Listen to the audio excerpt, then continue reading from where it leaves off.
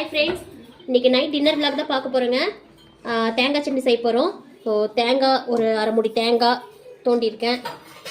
அப்புறம் ஒரு துண்டு இஞ்சி, அப்புறம் 3 வரமிளகா, கொஞ்சமாக கருவேப்பிலை.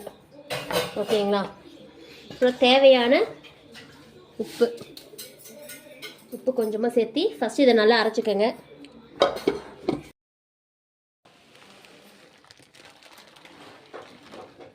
ஃப்ரெண்ட்ஸ், குறைன்னு அரைச்சி எடுத்துக்கோங்க.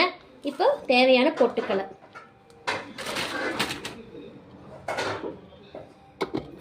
இதையே அரைச்சி எடுத்துக்கோங்க. தேங்காய் சட்னி ரெடி.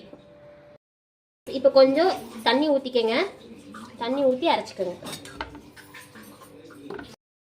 இப்போ தேங்காய் சட்னி ரெடி. தண்ணி ஊற்றி வாஷ் பண்ணிக்கோங்க. அப்புறமா தாளிச்சிக்கலாம்.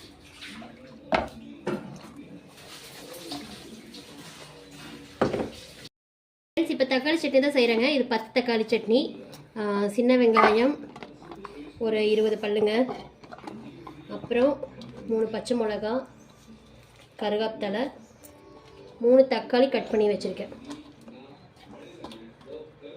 ஸோ இதுக்கு தேவையான உப்பு வந்து கல்லுப்பு கொஞ்சம் போடுறோம். ஓகே ஃப்ரெண்ட்ஸ், அவ்வளோதான். ஓகே ஃப்ரெண்ட்ஸ், இப்போ மிக்சியில் அடிச்சு போடுறோம். அவ்வளோதான் ஃப்ரெண்ட்ஸ். இது ஆக்சுவலாக பச்சை சட்னி. ஓகே, இன்றைக்கி நைட்டு என்ன சமையல் தான் பார்க்க போகிறோம். டின்னரு பார்த்திங்கன்னா தோசை, அப்புறம் தேங்காய் சட்னி இது நான் போட்டிருக்கேன்.